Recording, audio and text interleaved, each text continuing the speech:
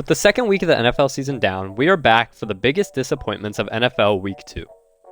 The first game of Week 2 on Thursday night, we saw the Philadelphia Eagles face off against the Minnesota Vikings. It was a high-scoring affair as we saw the Eagles stretch out a win 34-28 behind a great performance from an offense that didn't look good in Week 1, but bounced back in a huge way in Week 2 behind a great game from their new running back DeAndre Swift, who had 175 yards on 28 attempts, and the Eagles as a whole had 259 rushing yards as a team, which is why I gotta say the front seven of the Minnesota Vikings are the most disappointing factor of the Thursday night game, as they allowed 4.3 yards per attempt, and they didn't do very much in the pass rushing department either, as they only pressured Jalen Hurts 4 times, all 4 being sacks, but that only gives them a pressure percentage of 12.9%, which is well below league average. In the first game of the Sunday slate, we got a very good game between the Atlanta Falcons and the Green Bay Packers, but the most disappointing thing from this game for me is the collapse of the Packers offense in the fourth quarter, as they had a lead of 24-12 going into the fourth quarter and ended up having all 3 of their possessions going 4 and out, and then the pressure was on their defense to constantly be out there and try to stop that Falcons offense, which they ended up failing at doing, and I think this was mostly due to their fatigue of having to constantly be on the field, which ultimately led to the Packers losing 25-24.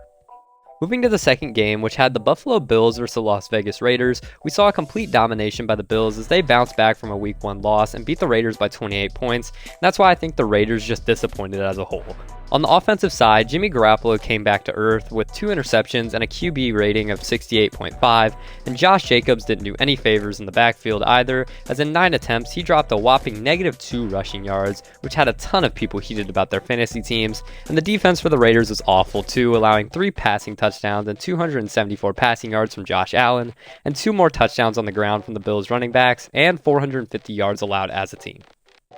Next, we had an AFC North matchup between the Bengals and Ravens, and with the Ravens scratching out the win over the Bengals, I'm going to give my first back-to-back most disappointing player to Joe Burrow, as he did have a better game than Week 1, I'll give him that, but this still isn't the Joe Burrow we have seen before, as he passed for 222 yards and a QB rating of 85.6, but due to a crucial interception in the third quarter that ended up giving the Ravens a touchdown drive that put them up 20-10, and eventually resulted in the Bengals' loss.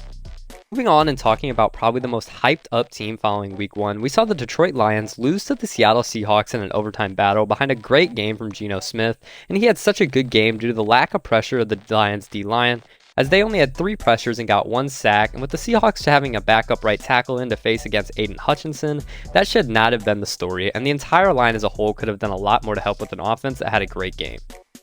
Next, we had an AFC South matchup between the Houston Texans and Indianapolis Colts, as the Colts pulled out the victory behind a great pass rush and a surprise good game from their backup QB Gardner Minshew, since rookie Anthony Richardson went out due to concussion protocol, but I think the Houston Texans offensive line was a disappointing factor of this game, as they let CJ Stroud, who had a great game throwing for 384 yards and 2 touchdowns, ended up getting sacked 6 times and fumbled twice and was pressured 10 times, which is insane, but give Stroud props for still playing as good as he did.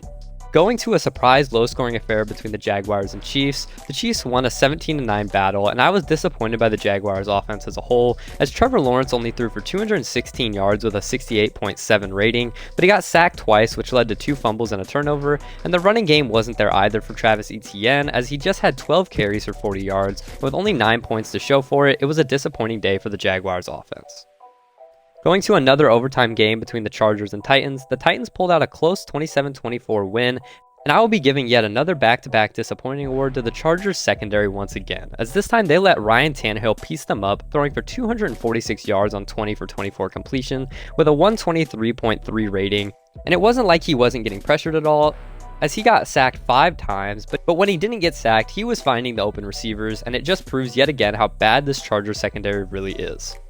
Next, we got the Chicago Bears versus the Tampa Bay Buccaneers, and this one has got to be Justin Fields, who threw for only 211 yards and threw 2 interceptions with a 61.1 rating, and only had 3 rushing yards, but I'll give it to him, he did get sacked 6 times, but a few of those sacks were due to his lack of ability of getting the ball out quick, and I'm sure we all saw that huge miss down in the red zone that he had, so he's yet just another disappointing game from Justin Fields.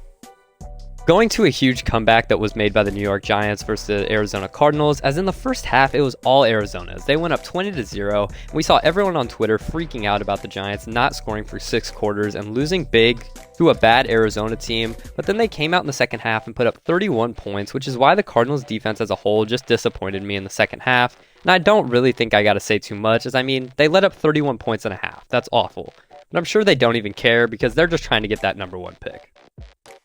Going to an NFC West showdown, we saw the 49ers beat the Rams 30-23, and despite throwing for 307 yards, Matthew Stafford finds himself here due to 2 crucial interceptions that came late in both the 3rd and 4th quarter, which led to 2 field goal drives, which was the reason that the Rams left without winning this game. I'll make this next one quick, as in the Jets vs Cowboys game, Zach Wilson did Zach Wilson things, as he threw for 170 yards with 3 interceptions, which is why he ended with a 30.8 rating, and against a really good looking Cowboys team that is not going to cut it, and this unsurprisingly finds himself in this video. Now I go to a very depressing topic for me, as I have to talk about my Denver Broncos blowing their lead versus the Commanders as they lose 35-33 after leading 21-3 at halftime, and once again this Denver defense made me want to gouge my eyes out as they started so well in the first half and then came out in the second half and literally let anything the Commanders wanted to do happen. As Sam Howell looked like prime Tom Brady, Terry McLaurin had the secondary looking lost, and Brian Robinson pushed in 2 touchdowns and 87 yards to win fantasy games around the world, and I hated every single second of it, as I watched my favorite team lose once again, but by the way, it was a pass interference at the end of the game. Next, we had the last game of Sunday, as in the Sunday night football game, we had the Dolphins vs Patriots, and the Dolphins got the win behind an unrelenting pass rush as they got to Mac Jones all night as they sacked him 4 times and got 7 pressures and pressured him on 30.7% of his dropbacks, and Mac Jones didn't have a bad game at all due to those pressures as he still played pretty average, posting an 84.5 rating, which is why I think this has got to be on the offensive line, as if they could have helped Mac Jones out a little bit more, this could have had a different result, but now we see the Patriots fall to 0-2. Now we have the first of 2 Monday Night Football matchups, as we saw the Saints travel to North Carolina to face the Panthers, and from this game I'm going to put Bryce Young on here as my most disappointing player from this game, and the box score might not look bad for Young as he had an 87.1 rating with a touchdown and 153 yards, but if you watch this game, it did not seem like Young had an average game at all, as he really did nothing until the 4th quarter, and really nothing until the Panthers' final drive as he threw for 58 yards and got his touchdown, which is how he ended up with some good looking box score stats. And this really only happened because the Saints were just playing prevent defense and dropping everyone back, and Young just ended up throwing little intermediate passes all the way up the field to score, which is why he was extremely disappointing for me, and he really hasn't impressed me at all in his first 2 games, unlike other top picks CJ Stroud and Anthony Richardson.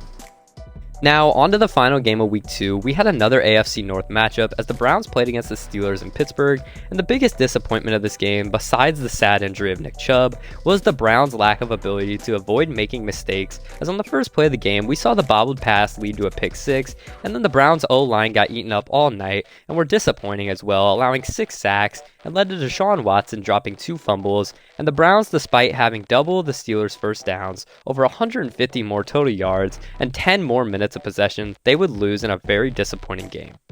The Browns also had 4 turnovers in this game, and it's hard to think that if they didn't just pick up on a few of those little mistakes, that they could have won this game. With that being said, if you guys enjoyed today's video, please make sure to like and subscribe, and I'll see you guys in the next one. Peace out.